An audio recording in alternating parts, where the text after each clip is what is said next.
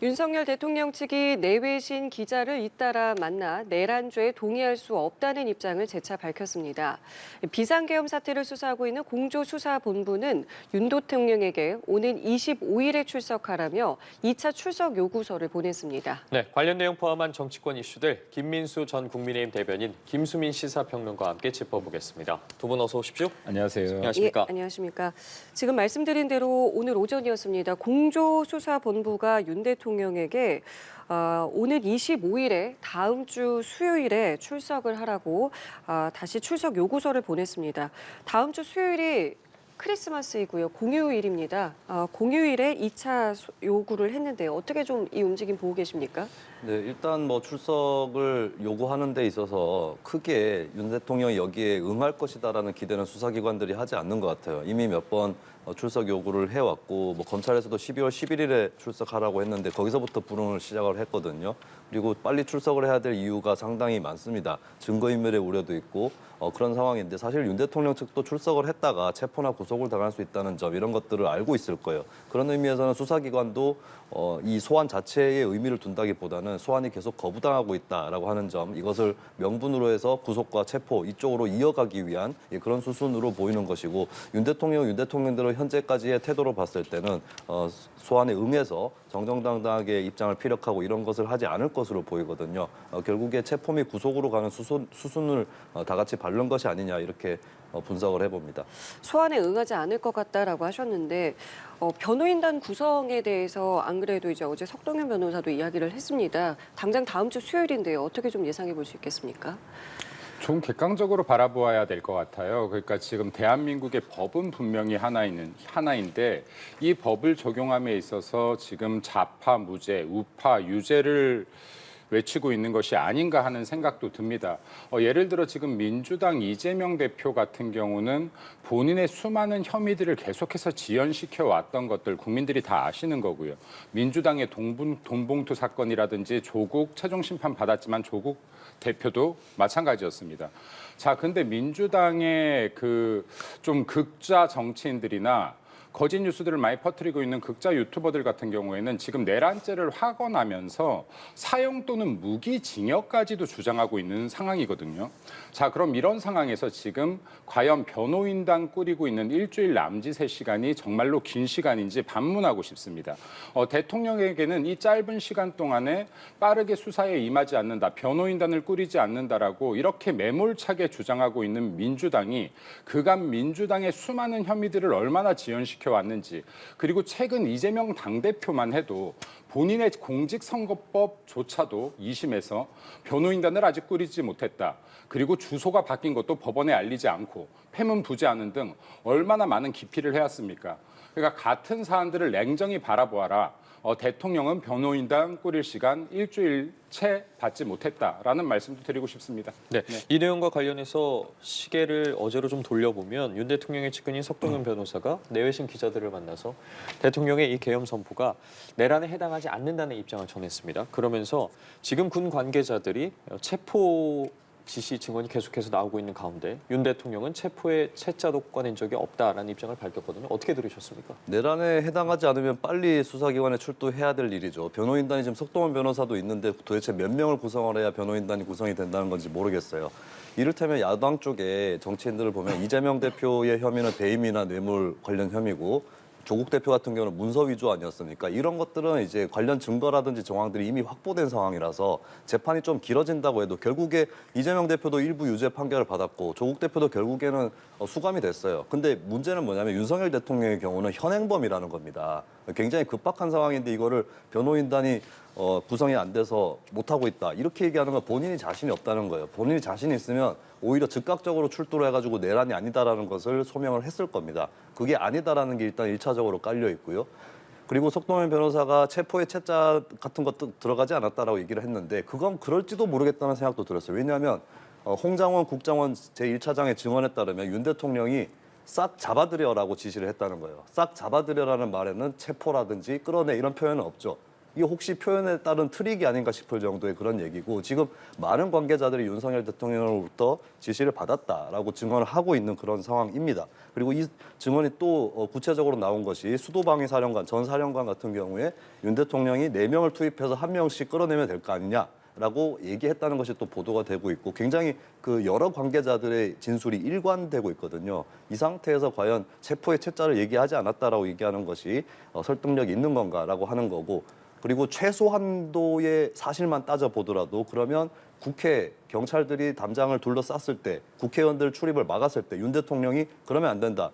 터져라라고 지시했는가? 아니었지 않습니까? 그리고 특전사 그 특임단에서 국회에 병력을 침투시켰을 때 그때 윤 대통령이 이렇게 하면 안 된다. 철수해라. 이렇게 지시하지도 않았고요.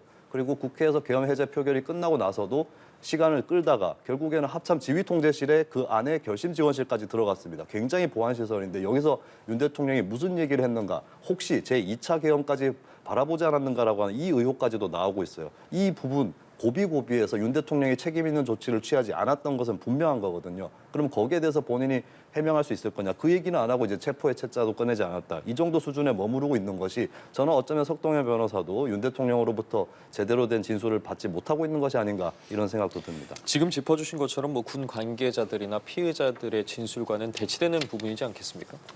먼저요. 지금 내란 현행범이라고 하셨는데 대통령이 내란 현행범이 될 수 있습니까? 내란죄 또는 외환죄를 지었을 때 불소추 특권에서부터 면제되는 것인데요. 내란죄가 확정되지 않았는데 어떻게 현행범이 될 수 있습니까? 그럼에도 불구하고 지금 이렇게 수사가 막무가내식으로 이루어지기 때문에 이게 정치적 수사 또는 정치적 재판으로 이어질 걸 우려하기 때문에 당연히 변호인단을 두텁게 선임해야 되는 것이죠. 그것도 다시 한번 말씀드리지만은 채 일주일 남짓의 시간도 되지 않았다. 저희들이 개인 소송을 당해도요. 변호사 여기저기 알아보고 일주일은 걸릴 겁니다. 근데 지금 민주당이 이렇게 중한 범죄라고 하면서 이조차도 긴 시간이라고 한다라고 하면 이거는 민주당의 주장 자체가 아까디가 맞지 않는 것이라는 말씀을 좀 드리고 싶습니다. 그리고 재판이 결국에는 민주당 이재명 대표나 민주당 여러 의원들이 받고 있는 재판은 조금 지연돼도 가벼운 것이다. 결코 아닙니다. 예를 들어서 이화영 전 부지사가요. 1심 판결이 아마 올해 6월에 났을 겁니다. 네. 근데 이게 만약에 이화영 전 부지사가 재판부 기피 신청을 하면서 약 77일 정도의 시간을 끌지 않았다면요. 이게 지금 지난 총선 전인 3월에 판결이 났어야 됩니다. 그랬다면 과연 민주당이 지금 이렇게 많은 180석 가지고 갈 수 있었을까요? 재판의 연기가 됨으로 인해서 이러한 결과들을 초래할 수 있고 민주당은 이때까지 이런 재판 지연을 수도 없이 해왔다. 그리고 이에 반해서 대통령의 지금 일주일 남짓 시간은 방어권을 제대로 구성하기에도 굉장히 부족한 시간이라는 말씀을 다시 드리고 싶습니다. 그리고 군인들의 진술 이야기도 많이 나오고 있는데요. 여러 군인들의 진술이 사실로 확인된 것이 아닙니다. 이런 재판 과정에서 관련자들의 진술이 당연히 중요한 위치를 차지하지만 이것은 일관성과 객관성이 담보되었을 때입니다. 근데 지금 수많은 진술 중에서 일관성을 잃은 진술들도 있고 그리고 객관적이지 않다라고 판단되는 진술들도 충분히 있습니다. 예를 들어서 지금 박범계 의원 같은 경우는 휴정 시간에 각종군 특전사령관을 접촉했었어요. 이거 굉장히 부적절한 접촉이라고 보이는데 이 접촉 이후에 각종군 전 사령관의 진술이 바뀝니다. 네, 그리고 김병주 의원 같은 경우는 수방사를 직접 찾아가서 이진우 수방사령관을 또 접촉했습니다.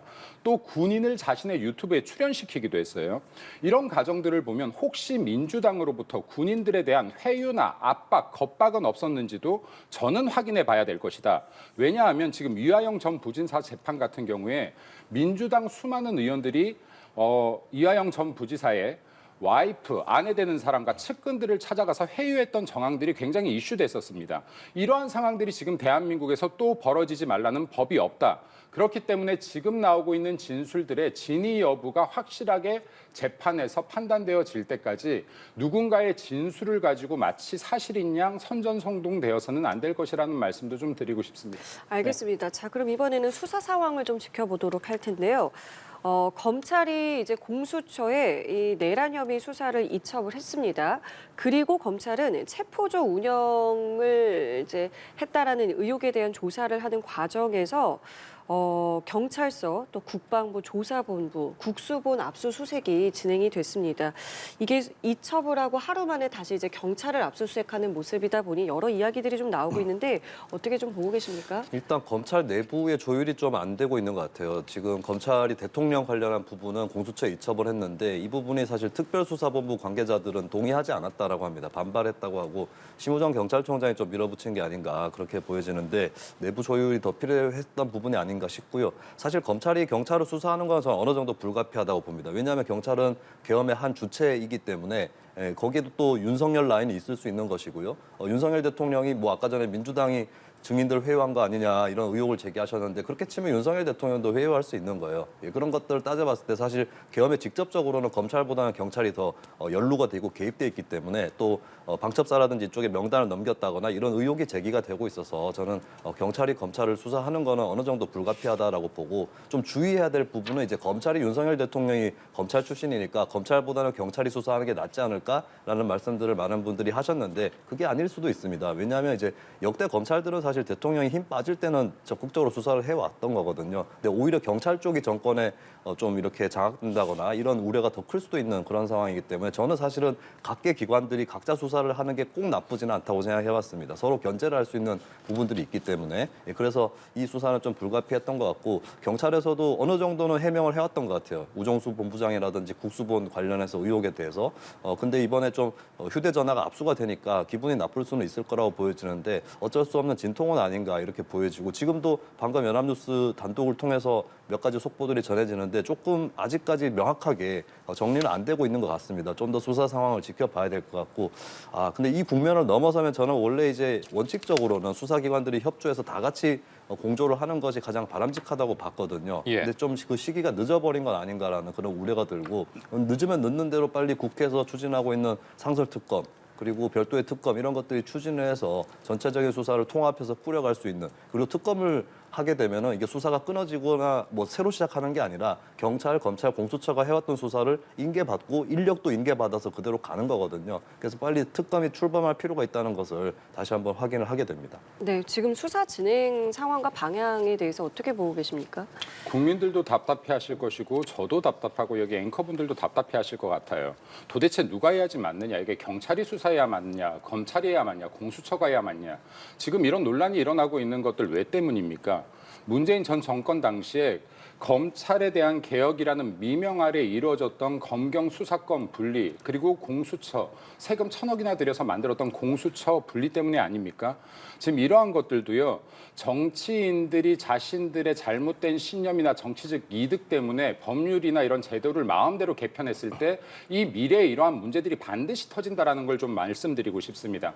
지금 검찰이 경찰이 어떤 누가 서로 수사해야 되는 것인지 이렇게 복잡하게 지금 얽히고 설켜 있는데 중요한 것은요. 검경 공수처 모두 마찬가지입니다.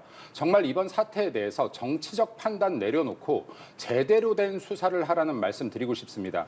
검찰이 됐던 경찰이 됐던 재판부가 되었던 정치적으로 자신들의 수사나 판단이 휘둘린다라면요. 결국에는 대한민국 정의가 무너지는 것이고 그리고 그러한 피해들은 다 국민들께 간다.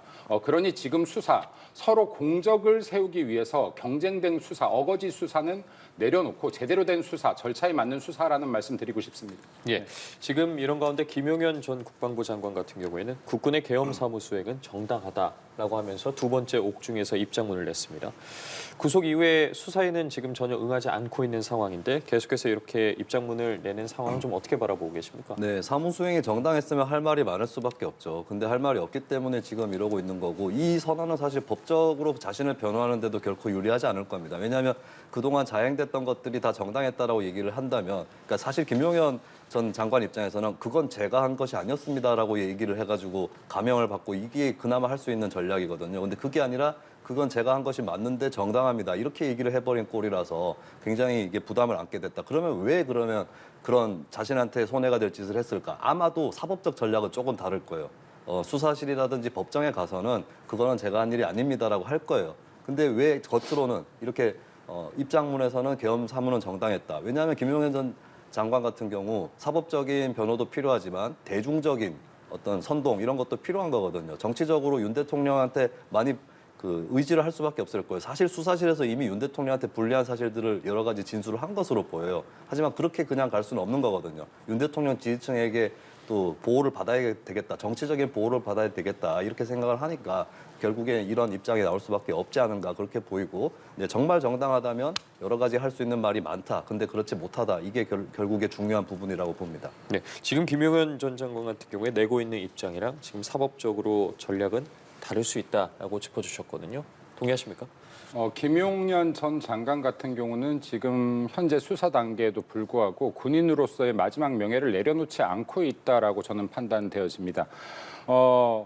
계엄이라는 것이 물론 국민들을 자극하고 분노케 해서 이 부분에 대한 사죄가 있어야 되는 것 저도 동감합니다. 그럼에도 불구하고요. 민주당이 항상 탄핵 소추 등을 이야기할 때 국회의 권한이다라고 하듯이 계엄 역시도 헌법에 보장되어 있는 대통령의 권한이고 나라의 위기 상황을 판단하는 것은 대통령입니다.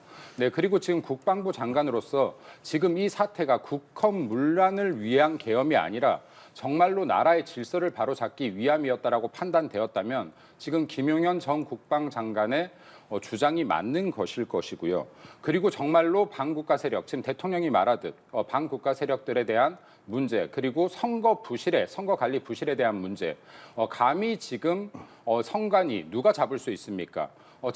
재판에서도요, 그리고 검찰들도요, 경찰들도요, 어떤 누구 하나 수사조차도 들어가지 못하는 어마어마한 집단 아닙니까? 근데 이 집단에서 만약에 문제가 발생되었다, 이것을 잡기 위함이었었다라고 한다라고 하면 지금 김용현 전 국방장관의 말과 행동 모두가 다 일치하는 것이 아닌가 생각되어집니다. 예, 자 경찰은 이 햄버거 회동의 핵심으로 볼 수 있는 이 노상원 전 정보사령관에 대한 이제 구속이 있었고요. 조사가 이제 진행이 되고 있는데 경찰은 지금 뭐 여러 이야기들이 좀 나오고 있기 때문에 너무 잘 조사해야 될 내용들이 좀 많아 보이는데 어떤 부분들을 좀 집중적으로 해야 된다고 보십니까? 네, 이것만으로 이제 계엄이 비밀리에 진행이 되고 있었고 불법성으로 갈 수 있는 계엄이었다. 그게 계획되고 있었다는 게 많이 드러나는 것 같아요. 노상원 씨는 이게 전 사령관입니다. 현직이 아니고 정보사를 운영하다 보면 첩보 수집이나 이런 것 때문에 오비들을 활용하는 그런 계기가 있을지는 모르겠는데요. 근데 그 범위를 지금 벗어난 것이죠. 마치 현직 사령관처럼 영관급 장교들을 지휘한 것이다라고 볼 수 있겠고 햄버거집에서 만난 거는 햄버거집이 시끄럽기 때문에 만났을 겁니다. 왜냐하면 도청이나 이런 걸 하려고 해도 이 음악 소리라든지 인파의 소리 때문에 묻히기 때문에 그런 것들을 노려서 했다라고 보여지는 게 충분히 있는 거고요. 그리고 어제 뭐 알고 봤더니 이제 역술을 하고 있었다라고 하는 게 보도가 됐는데 저는 이 부분도 주의할 필요가 있다고 봐요. 왜냐하면 역술이라는 것이 뭘 물어보고 대답을 하고 이런 건데 이게 점을 치는 척하면서 어떤 정보를 공유할 수도 있는 그런 위험들이 또 있는 겁니다. 그런 것들까지 철저하게 조사를 해봐야 되는 것이고 이분이 사실 굉장히 불명예스러운 일로 전역을 했던 분인데 갑자기 나타나가지고 영관급 장교 2명을 자기 집 앞으로 불러냈다? 이거는 이제 뭐 점을 치기 위해서 그랬다는 말은 정말 드림만도 못하는 그런 얘기이기 때문에 굉장히 이제 이 정보사가 끼어들었다는 부분 이거는 굉장히 심각한 그런 상황으로 봐야 되는 것이라고 볼 수가 있겠고 결국에 윤석열 대통령이 이 계엄을 추진하는 데 있어서 김용현 전 장관도 그렇고 이게 널리 좀 군의 어떤 공감대를 얻으면서 할 수는 없기 때문에 이런 정보사라는 조직을 이용한 것이 아닌가 그리고 오비를 이용한 것이 아닌가 이렇게 볼 수밖에 없는 전체적인 상황인 것 같습니다. 여러 의혹 중심에 있는 인물이잖아요. 박근혜 전 대통령 탄핵 당시에요. 민주당이 정말로 많은 거짓 뉴스, 가짜 뉴스들을 유포했고요. 그리고 수많은 혐의들을 덮어씌웠습니다. 근데 최종 결론은요. 뇌물죄조차 성립이 되지가 않았어요. 정치적인 탄핵이었다가 이제서야 드러나고 있는 겁니다. 지금 그때와 똑같습니다. 그때 나왔던 역술이 또다시 등장하고 있고요. 네, 그리고 지금 햄버거집 회동이요. 이거 지난 서울시장 선거의 명태탕집하고 비슷하지 않습니까? 어떻게 이렇게 중요한 사항들을 햄버거집에서 논의했다. 이것조차도 전 이해가 잘 안 가네요. 네. 지금 여기에서 나오고 있는 여러 제보들이 아직까지 객관성을 갖춘 것이 아니다라는 말씀을 드리고 싶습니다.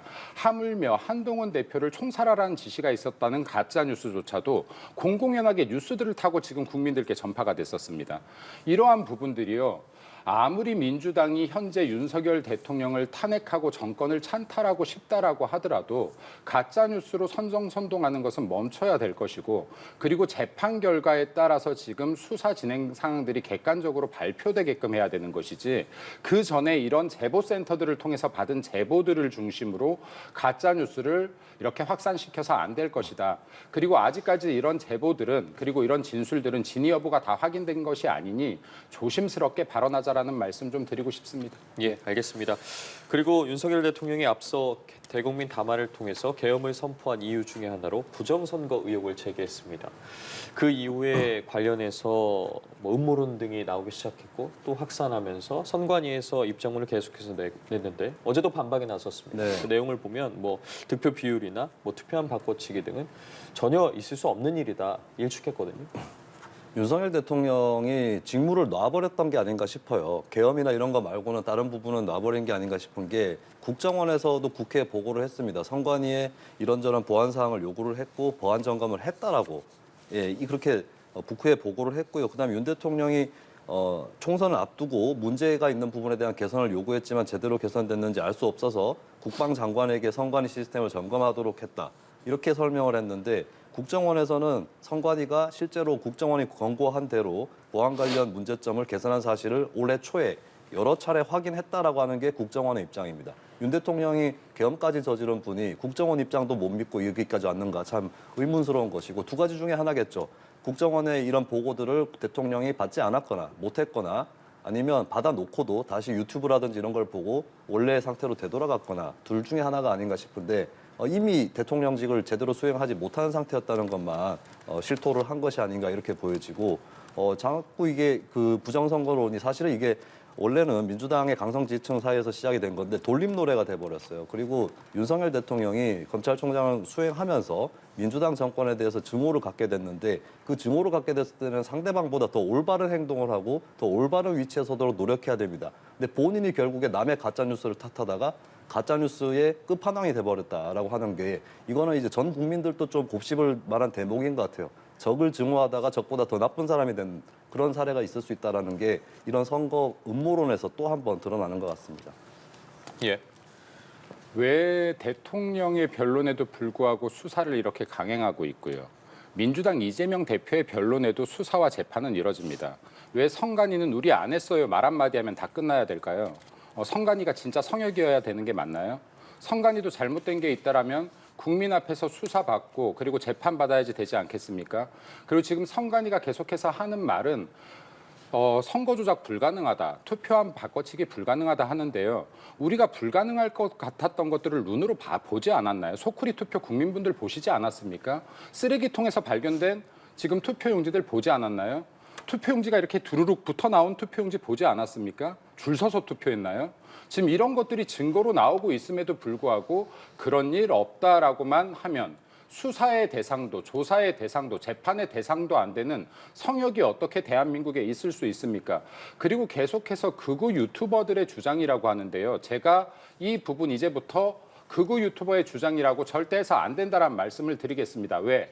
현직 대한민국 대통령이 이 문제를 제기했고요. 그리고 마찬가지로 전 대통령 권한대행이었던 한교안 전 대표도 지금 이 부분에 대한 문제를 명확하게 제기했습니다. 뿐만 아닙니다. 지금 22년까지만 해도 민주당 내 중심 인물이었던 경남도당 위원장이었던요. 김두관 의원까지도 지금 투표의 문제를 제기하면서 부정선거였다라는 발언을 분명히 했습니다. 선거가 공정치 않았다는 발언을 했습니다. 자, 이런 사람들이 지금 공식 발언을 했음에도 불구하고 극우 유튜버의 주장으로 언론에서 얘기해서는 안 된다. 앞으로는 부정선거에 의혹이 있다라고 명확하게 이야기해야 되는 것이고, 의혹이 있다라고 하면 대한민국의 그 어떤 것도 성역이 될 수 없다. 확실한 수사가 이루어져야 된다라는 말씀 드리고 싶습니다. 이제 지금 김어준 씨 사례는 쏙 빼놓고 말씀을 하시는 게 좀 의도적인 게 아닌가 싶어요. 저는 말씀드리는 게, 남이 한 잘못을 받아서 더 크게 잘못하면 그거는 정당화될 수 없다는 말씀을 드립니다. 김두관 전 의원 핑계댈 것도 아니고, 지금 더 큰 잘못을 저지른 것은 어쨌든 현 여당과 국민의힘과 윤 대통령이라는 말씀 드리고 싶습니다. 하나만 더 말씀드리면요. 지금 이재명 당대표 역시도 지금 2018년도에 부정투표를 강하게 주장했었다는 말씀드립니다. 자, 이렇게 되면 현직 대통령도 그리고 현직 제1야당의 대표도 그리고 김두관 의원도 전 대통령 권한대행이었던 황교안 대표까지도 수많은 공신력 있는 사람들이 부정선거에 대해서 의혹을 제기하고 있으니 이 부분 수사하면 아주 간단한 것인데 왜 계속 수사를 회피하느냐라는 질문, 반문을 드리고 싶습니다. 근데 알겠습니다. 왜 국회 이재명 대표가 얘기한 거는 왜 이런 거는 받아들이는 건지 모르겠어요. 네. 알겠습니다. 국회 상황도 바로 두 분께 여쭤보겠습니다. 어제 한덕수 대통령 권한대행이 6개 쟁점 법안에 대해서 거부권을 행사했습니다. 관련해서 여야 입장은 상당히 좀 다르게 나오고 있고 이제 관심은 그렇다면은 내란 특검법 또 김건희 여사 특검법에 대해서는 한덕수 권한대행이 어떤 선택을 하게 되느냐일 텐데요. 일단 한덕수 권한대행은 헌법과 법률에 부합하는지를 검토하겠다라고 했습니다.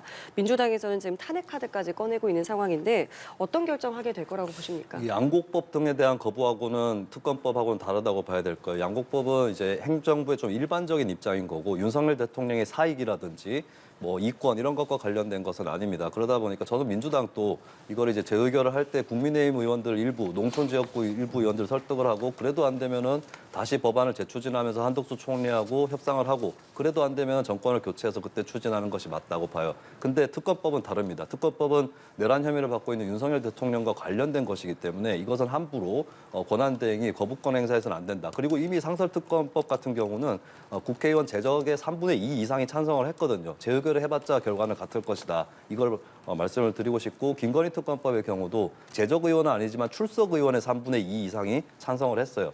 마찬가지로 재의결 때도 출석 의원을 기준으로 하는 것이고 그리고 국민들이 지속적으로 이 특검에 대해서 압도적으로 찬성해 왔습니다. 이 마당에 국민의힘 의원들이 김건희 특검법도 안 된다라고 끝까지 지키려고 하면 저는 예능 프로에 나왔었던 여박 깨기, 그러니까 바가지를 깨고 나서 남아있는 부분을 또 깨는 게 있었잖아요. 예, 국민의힘이 한번 바가지 깨는 걸 당했죠, 탄핵 때. 근데 이거 김건희 특검법까지 막으려고 하면 국민들이 여박 깨기에 들어갈 것이다. 예, 한덕수 권한대행 또 이런 사정들을 잘 헤아려서 거부권 행사를 하지 말아야 된다 말씀을 드립니다. 예. 제2요구권을 사용함에 있어서요. 이게 법안이 어떤 것이냐가 중요한 것이 아니라 지금 쟁점은 한덕수 권한대행의 권한을 어디까지로 볼 것이냐가 중요한 것 같아요. 예를 들어서 여나 야나 할 거 없이 지금 공통적으로 하는 말이 한덕수 권한대행의 역할은 현상 유지적이어야 된다, 소극적이어야 된다라고 하고 있거든요. 그럼 제2요구권을 사용하는 것은 저는 소극적인 권한대행이라고 봅니다. 왜냐하면 이때까지 민주당이 제2요구권을 발동할 수밖에 없는 행정이나 국민의 부담이 되는 법안들을 계속 올렸고 그때마다 정쟁용 법안에 대해서 대통령이 일관되게 제2요구권을 발동해 왔습니다. 그러면 현상 유지라는 측면에서 한덕수 국무총리가 제2요구권을 평상시와 같이 발동하는 것이 이건 소극적 대응이다라고 판단되어지고요.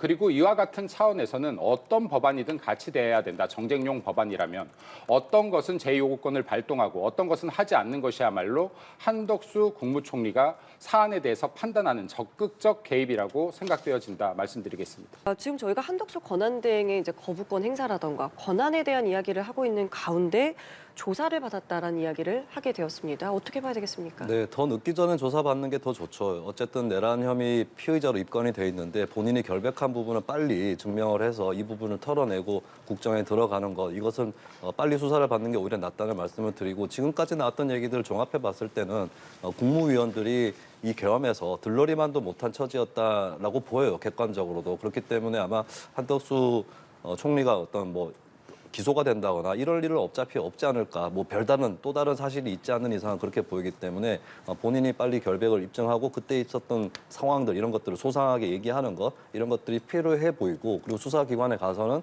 그때 이제 국무회의를 했는데 회의록이 그 발언의 요지라든지 이런 것들을 담은 회의록이 없습니다. 이 부분에 대해서 왜 그렇게 됐는지 분명하고 구체적으로 소상하게 진술을 하시면 이 전체 국가에도 도움이 되지 않을까 생각합니다. 예. 예정된 수순이었던 것 같아요. 지금 계엄이라는 사건을 배제하고 본다고 하더라도 윤석열 대통령이 당선된 이후로부터 민주당은 이재명 대표의 사법 리스크를 회피하기 위해서 조기 대선을 기획해 왔습니다. 진짜로 대통령에 대한 탄핵을 기획하고 빌드업 해왔다라는 걸 자명하게 보여주는 것 같아요. 지금 수많은 국무위원들에 대한 탄핵, 그리고 이재명 대표를 수사했던 검사들에 대한 탄핵, 그리고 전 문재인 정권을 조사하던 감사원장에 대한 탄핵, 방송위원장에 대한 탄핵, 지금 이러한 것들로 대한민국의 행정을 분명히 마비시켜 왔습니다. 지금 대통령이 탄핵 소추 당하고 나서 한덕수 국무총리가 본인들의 뜻대로 되지 않으면 탄핵할 것이다. 누구나 다 예상했던 거 아닙니까?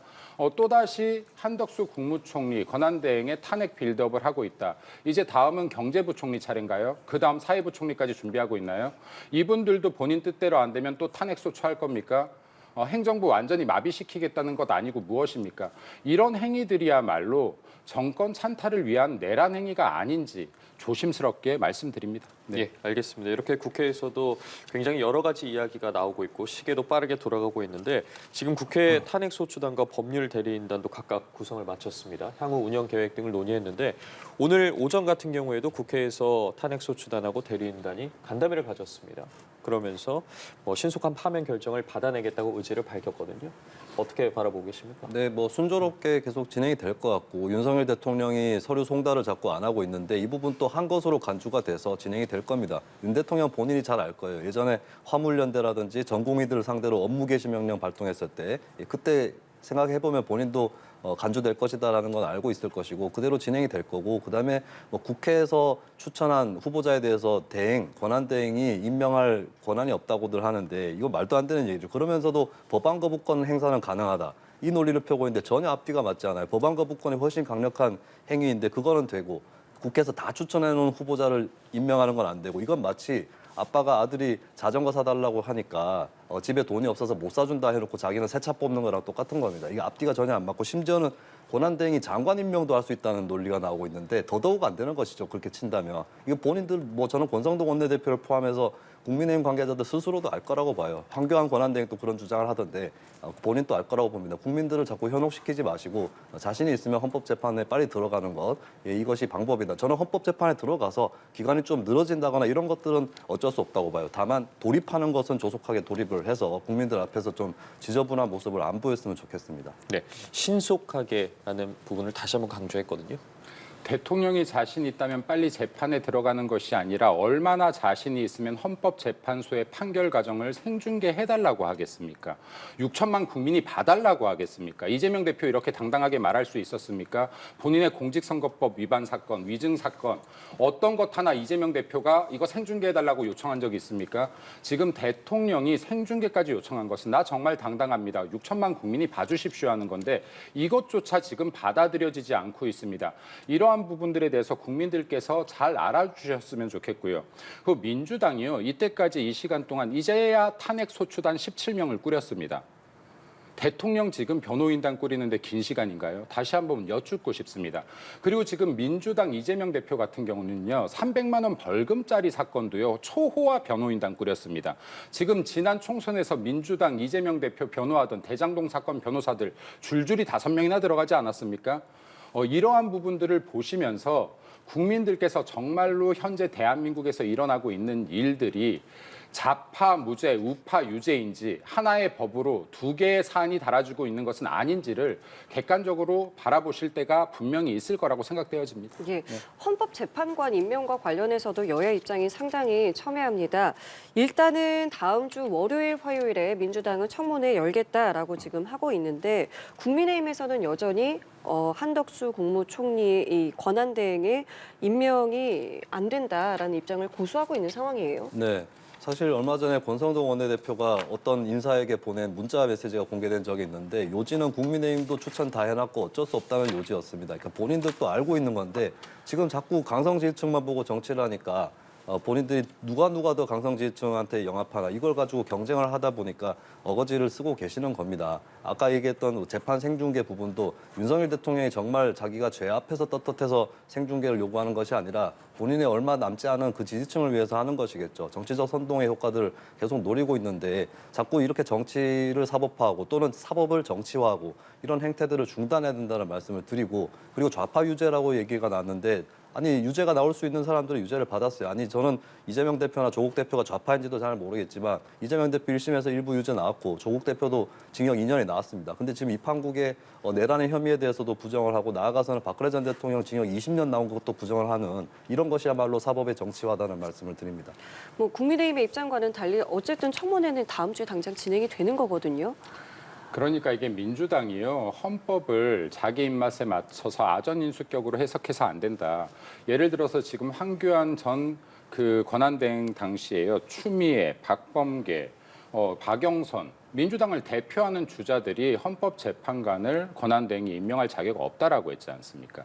그리고 지금 대한민국 헌법에는 재판관들에 대한 임명 대통령에게 권한이 있다라고 명확하게 기재되어 있습니다. 명시되어 있습니다.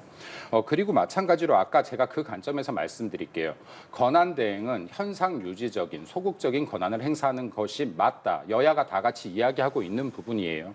그러한 차원에서 본다라고 하면 헌법재판관 임명할 권한이 권한대행에게는 없다라고 할 것입니다. 그리고 하나만 더 말씀드릴게요.